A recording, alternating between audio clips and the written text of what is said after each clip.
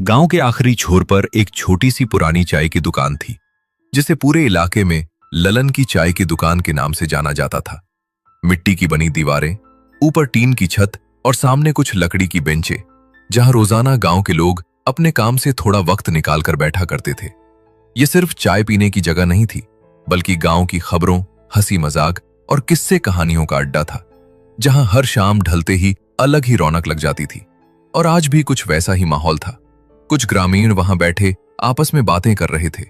कोई खेत की चर्चा कर रहा था, कोई घर की परेशानी बता रहा था, तो कोई बस यूं ही हंसी मजाक में लगा हुआ था। अरे भाई, आज तो दिन भर खेत में काम करके हालत खराब हो गई। ऊपर से ये गर्मी ऐसी कि पूछो मत। ऐसा लग रहा था जैसे सूरज सिर के ऊपर नहीं बल्कि बिल्कुल पास आकर जल रहा हो। और जब काम खत्म करके यहाँ बैठा हूं तो थोड़ा सुकून मिल रहा है, वरना घर जाकर भी वही चिंता और थकान घेरे रहती है। अरे तुम अकेले नहीं हो भाई, हम सबकी हालत एक जैसी ही है। सुबह से शाम तक मेहनत करते हैं, तब जाकर 2 वक्त की रोटी नसीब होती है। लेकिन फिर भी जब यहां आकर बैठते हैं ना, तो लगता है कि जिंदगी में अभी भी कुछ हंसी बाकी है, नहीं तो बस काम और चिंता ही रह गई है। सही कहा तुमने। यही एक जगह है जहां आकर थोड़ा मन हल्का हो जाता है, वरना पूरे दिन की भागदौड़ में तो जैसे खुद के लिए समय ही नहीं मिलता। और ललन की चाय का स्वाद भी कुछ अलग ही है, जैसे थकान को ही दूर कर देती हो।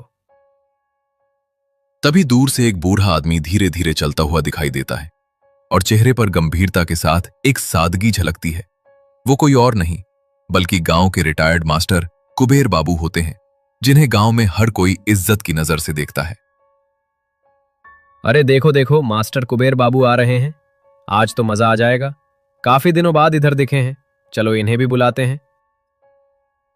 हाँ बिल्कुल, मास्टर जी के आने से तो माहौल ही बदल जाता है। उनकी बातें सुनने में अलग ही मजा आता है। चलो बुलाते हैं उन्हें। अरे मास्टर जी, आइए आइए, इधर बैठिए हमारे साथ। आज कुछ गपशप हो जाए। आप भी अकेले क्या करेंगे घर पर, यहां बैठकर थोड़ा समय बिताइए। अरे भाई, तुम लोग भी ना जब देखो बुला लेते हो। लेकिन ठीक है, आज सोचा थोड़ा टहल लिया जाए तो यहां तक चला आया। वैसे भी घर में बैठे बैठे मन ऊब जाता है, यहां आकर तुम लोगों के बीच बैठने से थोड़ा अच्छा लगता है। मास्टर कुबेर बाबू धीरे से आकर बेंच पर बैठ जाते हैं। ललन तुरंत उनके लिए चाय बनाकर लाता है और सब लोग फिर से बातचीत में लग जाते हैं। और मास्टर जी, आप कैसे हैं? सेहत ठीक है ना? आजकल आपको कम ही देखा जाता है। हम लोग तो सोच रहे थे कि आप कहीं बाहर चले गए। अरे नहीं नहीं, मैं यही हूं। बस अब उम्र हो गई है तो ज्यादा बाहर निकलने का मन नहीं करता। शरीर भी पहले जैसा साथ नहीं देता। लेकिन भगवान की कृपा से सब ठीक ही चल रहा है। बस समय काट रहा हूं जैसे तैसे। ये तो अच्छी बात है मास्टर जी कि आप स्वस्थ हैं। लेकिन सच बताएं तो आपके बिना यहां की महफिल अधूरी लगती है। आपकी बातें और आपके अनुभव सुनने में जो मजा आता है, वो किसी और में नहीं। हाँ मास्टर जी, आप तो इतने सालों तक पढ़ाते रहे हैं। आपने जिंदगी में बहुत कुछ देखा और सीखा होगा। हम लोग तो बस यही चाहते हैं कि आप हमें भी कुछ सुनाएं, जिससे हमें भी कुछ सीखने को मिले। कुछ देर तक यूं ही इधर उधर की बातें होती रहती हैं, लेकिन तभी एक ग्रामीण अचानक कुछ सोचकर मास्टर जी की तरफ देखता है। मास्टर जी, एक बात कहें, अगर आपको बुरा ना लगे तो आप अपने जीवन की कोई कहानी सुनाइए ना। ऐसी कोई बात जो आपने खुद देखी हो या महसूस की हो, जिससे हमें भी कुछ समझने को मिले और समय भी अच्छे से कट जाए। ये सुनते ही मास्टर कुबेर बाबू का चेहरा थोड़ा बदल जाता है, जैसे उन्हें कुछ पुरानी बात याद आ गई हो। उनकी आंखों में हल्की सी झिझक और घबराहट नजर आती है। अरे नहीं भाई, अब क्या कहानी सुनाऊं मैं? जिंदगी तो बस यूं ही बीत गई। इसमें ऐसा क्या खास है जो तुम लोगों को सुनाऊं? और फिर कुछ बातें ऐसी होती हैं जिन्हें याद करना भी आसान नहीं होता। अरे मास्टर जी, ऐसा मत कहिए। हर इंसान की जिंदगी में कुछ न कुछ खास जरूर होता है, और आपकी जिंदगी तो हमसे कहीं ज्यादा अनुभवों से भरी होगी। आप जरूर कुछ ऐसा जानते होंगे जो हम नहीं जानते। मास्टर कुबेर बाबू कुछ पल के लिए चुप हो जाते हैं, जैसे अंदर ही अंदर किसी पुराने यादों से लड़ रहे हों। फिर धीरे से गहरी सांस लेते हैं और आसपास बैठे लोगों की तरफ देखते हैं। ठीक है। रात का समय था। सड़कें लगभग खाली हो चुकी थीं। कहीं कहीं हल्की पीली लाइट जल रही थी और दूर दूर तक सन्नाटा फैला हुआ था।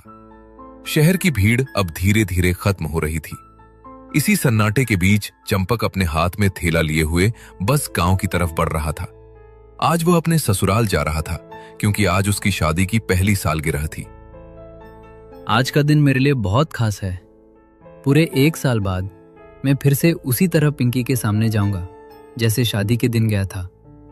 इस बार मैं उसे कुछ अच्छा सरप्राइज देना चाहता हूँ। ये साड़ी मैंने बहुत सोच समझ कर ली है। उम्मीद है उसे जरूर पसंद आएगी। बस किसी तरह समय पर पहुंच जाऊं तो अच्छा रहेगा। चंपक सड़क के किनारे किनारे चल रहा था। हल्की हवा चल रही थी, लेकिन गर्मी अब भी बनी हुई थी। दूर कहीं कुत्तों के भौंकने की आवाज आ रही थी। वो अपनी चाल तेज कर देता है, तभी अचानक उसका मोबाइल फोन बजने लगता है। रात के उस सन्नाटे में फोन की आवाज थोड़ी तेज लगती है। अभी मैं उसी के बारे में सोच रहा था और उसका फोन भी आ गया। जरूर पूछ रही होगी कि मैं कहां तक पहुंचा हूं। उसे हमेशा जल्दी रहती है जानने की कि मैं कहां हूं और कब पहुंचूंगा। चलो बात कर लेता हूं। कहाँ हो आप अभी तक? आपने कहा था कि जल्दी निकल जाओगे, लेकिन अभी तक पहुँचे नहीं। यहाँ सब लोग पूछ रहे हैं कि आप कब तक आएंगे, और मुझे भी चिंता हो रही है क्योंकि रात का समय है और रास्ता भी खाली रहता है। मैं रास्ते में ही हूँ, गांव की तरफ जा रहा हूँ। थोड़ा काम में फंस गया था, इसलिए निकलने में देर हो गई। लेकिन अब मैं सीधा तुम्हारे पास ही आ रहा हूँ। ज्यादा देर नहीं लगेगी, तुम चिंता मत करो। आप हमेशा यही कहते हो कि देर नहीं लगेगी, लेकिन हर बार लेट हो जाते हो। आज का दिन खास है, इसलिए मैं सुबह से ही आपका इंतजार कर रही हूँ। आप जल्दी आ जाओ तो अच्छा रहेगा। मुझे पता है आज का दिन कितना खास है और मैं इसे भूल ही नहीं सकता। रास्ता थोड़ा लंबा है, इसलिए समय लग रहा है, लेकिन मैं कोशिश कर रहा हूँ कि जल्दी से जल्दी पहुंच जाऊं। तुम बस इंतजार करो। ठीक है, लेकिन ध्यान से आना। रात का समय है और रास्ते में ज्यादा लोग भी नहीं मिलते। फोन अपने पास ही रखना और बीच बीच में कॉल करते रहना। तुम चिंता मत करो, मैं बिल्कुल ठीक हूँ और ध्यान से ही आ रहा हूँ। रास्ता मुझे पता है और मैं संभल कर ही चल रहा हूँ। तुम बस तैयार रहना। दोनों कुछ देर तक बात करते रहते हैं। फिर अचानक पिंकी को कुछ याद आता है। अरे सुनो, एक काम करना, जब तुम यहाँ आ रहे हो तो रास्ते में कल्लू भैया की दुकान पड़ेगी। वहाँ से थोड़ी मछली लेते आना। घर में सब लोग हैं तो सोचा अच्छा खाना बनाया जाए। ठीक है, मैं कल्लू भैया की दुकान से मछली ले लूंगा। अच्छा हुआ तुमने याद दिला दिया, वरना मैं सीधे ही आ जाता। अब मैं वहां रुककर मछली लेकर ही आगे बढ़ूंगा। ठीक है, जल्दी आना और ज्यादा देर मत करना। मैं इंतजार कर रही हूँ। इतना कहकर फोन कट जाता है। चंपक फोन वापस जेब में रखता है और आगे बढ़ने लगता है। रात अब और गहरी हो चुकी थी। सड़क पर दूर दूर तक कोई दिखाई नहीं दे रहा था। हल्की पीली लाइटों के नीचे धूल उड़ रही थी और कहीं कहीं कुत्तों के भौंकने की आवाज सुनाई दे रही थी। चंपक धीरे धीरे उस रास्ते पर आगे बढ़ रहा था जहां आगे जाकर कल्लू भैया की दुकान पड़ती थी। कुछ ही देर बाद उसे दूर एक टिमटिमाती रोशनी दिखाई दी। जैसे जैसे वो पास पहुंचा, उसे साफ दिखने लगा कि वो एक छोटी सी दुकान है। दुकान के सामने एक टेबल रखी थी और उसके ऊपर मछलियों से भरी टोकरी रखी हुई थी। आसपास सन्नाटा था, लेकिन दुकान के पास हल्की सी हलचल थी। चंपक धीरे धीरे दुकान के पास पहुंचा। जैसे ही वो पास आया, दुकान के अंदर खड़ा एक आदमी उसकी तरफ देखने लगा। वो था कल्लू भैया। अरे चंपक भैया, आप इतने सालों बाद अचानक हमारे गांव में? मैं तो एक पल के लिए पहचान ही नहीं पाया, लेकिन जैसे ही ध्यान से देखा तो लगा कि ये तो वही चंपक भैया हैं जो पहले यहां आया करते थे। बताइए भैया, कैसे आना हुआ? अरे कल्लू भैया, कैसे हैं आप? सच कहूं तो मैं भी काफी दिनों बाद इस तरफ आया हूं। काम की वजह से शहर में ही फंसा रहता हूं, लेकिन आज एक खास दिन है, इसलिए सोचा कि गांव होकर जाऊं। आप तो बिल्कुल वैसे ही लग रहे हैं जैसे पहले थे। हम तो यहीं के यहीं हैं भैया, ना कहीं गए ना कुछ बदला, बस यही दुकान और यही काम। लेकिन आप लोग तो अब शहर वाले हो गए, गांव की याद भी आती है या नहीं? और हां, पिंकी कैसी है? बहुत समय से देखा नहीं उसे। सब ठीक है भैया। पिंकी तो यहीं गांव में ही है अभी। मैं उसी के पास जा रहा हूँ। आज हमारी शादी की पहली सालगिरह है, इसलिए सोचा कि आज का दिन उसके साथ बिताऊं। और हाँ, उसने ही कहा कि आते वक्त आपकी दुकान से मछली लेते आना। अच्छा, तो आज सालगिरह है। बहुत बहुत बधाई हो भैया। समय कितना जल्दी बीत जाता है। अभी तो ऐसा लगता है जैसे कल ही आपकी शादी हुई थी और आज 1 साल भी पूरा हो गया। अच्छा किया जो यहां आ गए। गांव की हवा में जो सुकून है वो शहर में कहां। कल्लू भैया धीरे धीरे टेबल के पास जाते हैं और मछलियों को देखने लगते हैं। फिर एक बड़ी मछली उठाकर चंपक को दिखाते हैं। देखिए भैया, आज की ताजी मछली है, अभी अभी नदी से आई है। अगर आप चाहें तो मैं आपके लिए सबसे अच्छी वाली चुन देता हूं। सालगिरह का दिन है तो खाना भी अच्छा होना चाहिए। हाँ भैया, बिल्कुल, आप ही चुन दीजिए। मुझे तो इतना समझ नहीं आता। बस इतना ध्यान रखना कि मछली ताजी हो, क्योंकि घर में सब लोग हैं और सबको अच्छा खाना चाहिए। कल्लू भैया धीरे धीरे मछलियों को उलट पुलट कर देखने लगते हैं। उनकी हर हरकत बहुत ही सावधानी से हो रही थी, जैसे वो किसी खास चीज को चुन रहे हों। भैया, ये वाली मछली बिल्कुल सही रहेगी। न ज्यादा बड़ी न ज्यादा छोटी, और सबसे खास बात यह है कि ये बिल्कुल ताजी है। अगर इसे अच्छे से बनाया जाए तो स्वाद बहुत बढ़िया आएगा। पिंकी को भी पसंद आएगी। ठीक है भैया, यही दे दीजिए। और हाँ, थोड़ा साफ करके दे देना ताकि वहां जाकर ज्यादा परेशानी ना हो। कल्लू भैया मछली को काटने और साफ करने लगते हैं। रात के सन्नाटे में चाकू की आवाज साफ सुनाई दे रही थी। चंपक इधर उधर देखने लगता है। उसे लगता है कि दुकान के आसपास कुछ अजीब सा है, लेकिन वो ध्यान नहीं देता। भैया, आप इतने दिनों बाद आए हो, थोड़ा समय निकालकर बैठ भी जाओ, 2 बातें कर लेंगे। वैसे भी रात का समय है, जल्दी क्या है? मन तो है भैया बैठने का, लेकिन देर हो रही है। पिंकी इंतजार कर रही होगी और घर वाले भी, इसलिए सोचा जल्दी से मछली लेकर निकल जाऊं। ठीक है भैया, जैसा आप ठीक समझो। लेकिन कभी फुर्सत मिले तो जरूर आना। गांव अब पहले जैसा नहीं रहा, बहुत कुछ बदल गया है। कल्लू भैया मछली पैक करके चंपक को देते हैं। चंपक पैसे निकालकर उन्हें देता है। ये लीजिए भैया, और धन्यवाद। आपने इतनी अच्छी मछली दे दी। आज का दिन और भी अच्छा हो जाएगा। अरे भैया, धन्यवाद की क्या बात है। आप अपने ही हैं, बस खुश रहिए। और हां, रात का समय है, संभल कर जाइएगा। चंपक मछली लेकर वहां से निकल जाता है।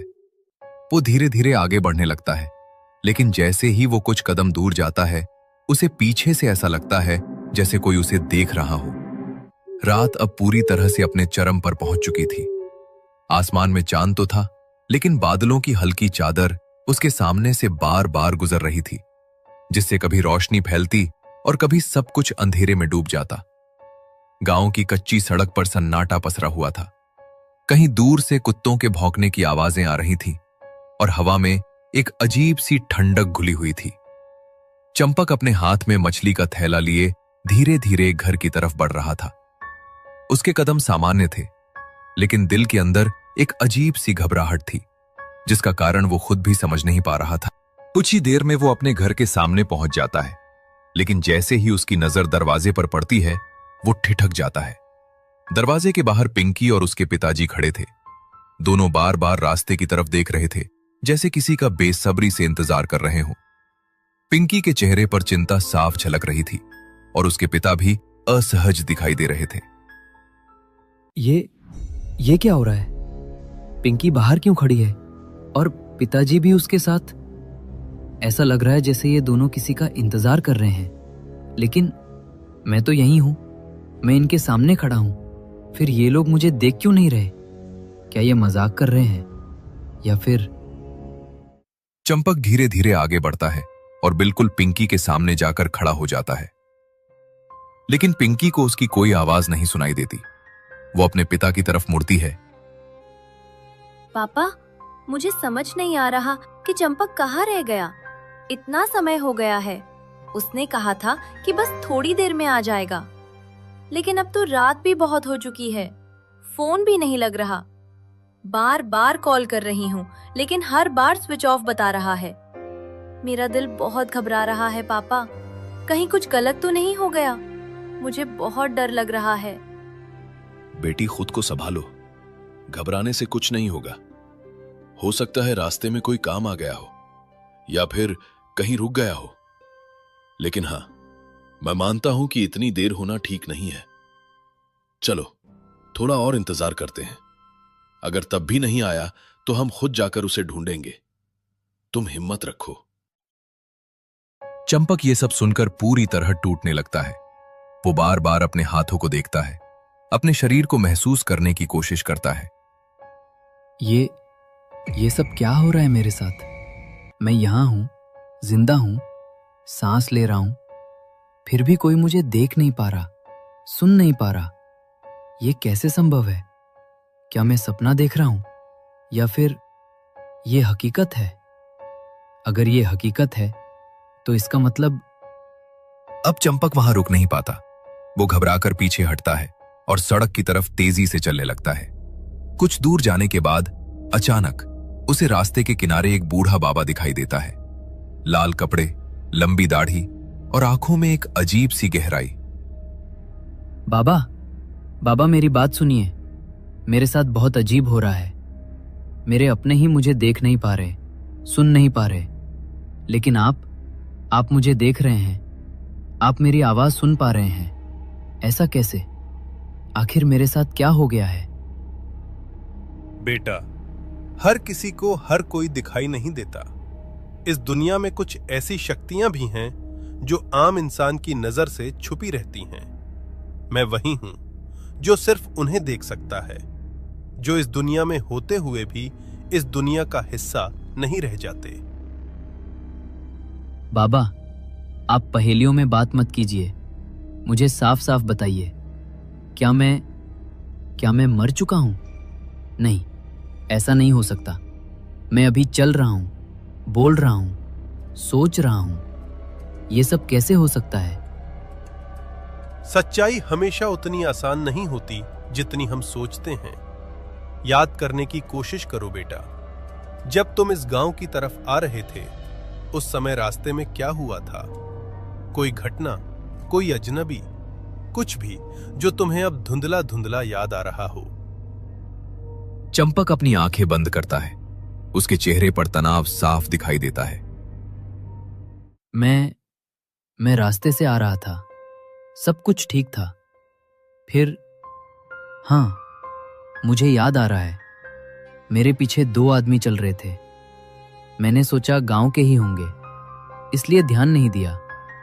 लेकिन उसके बाद क्या हुआ? मुझे कुछ याद नहीं आ रहा।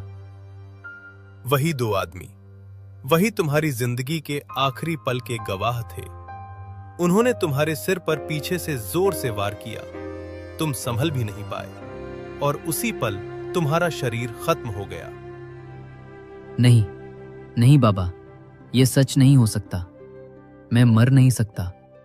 मेरे घर वाले, पिंकी, वो मेरा इंतजार कर रही है। आज हमारी सालगिरह है। मैं उसे ऐसे छोड़कर नहीं जा सकता। ये सब झूठ है। सच्चाई को झुठलाने से सच्चाई बदलती नहीं बेटा। तुम्हारा शरीर अब इस दुनिया में नहीं है, लेकिन तुम्हारी आत्मा अभी भी भटक रही है। बाबा चंपक को उस जगह की ओर ले जाते हैं जहां से उसकी जिंदगी खत्म हुई थी। कुछ ही देर में वे दोनों उस अंधेरी जगह पर पहुंचते हैं जहां जमीन पर कुछ पड़ा हुआ था। जैसे ही चंपक पास जाता है, उसकी सांसें थम जाती हैं, उसकी आंखें फैल जाती हैं, क्योंकि वहां उसकी खुद की लाश पड़ी थी। ये मैं हूं? ये मेरा शरीर है? ये कैसे हो सकता है? मैं तो यहां खड़ा हूं, फिर ये कौन है? नहीं, ये सच नहीं हो सकता। ये सपना है, कोई बुरा सपना। मैं अभी उठ जाऊंगा, सब ठीक हो जाएगा। पिंकी मेरे पास होगी, सब पहले जैसा हो जाएगा।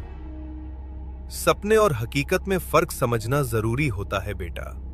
और ये जो तुम देख रहे हो, ये सपना नहीं, यही हकीकत है।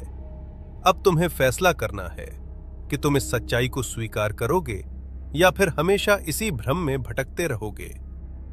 रात और भी गहरी हो जाती है, हवा और ठंडी हो जाती है, और चंपक अपनी ही लाश के सामने खड़ा अपनी जिंदगी की सबसे बड़ी सच्चाई से जूझता रह जाता है।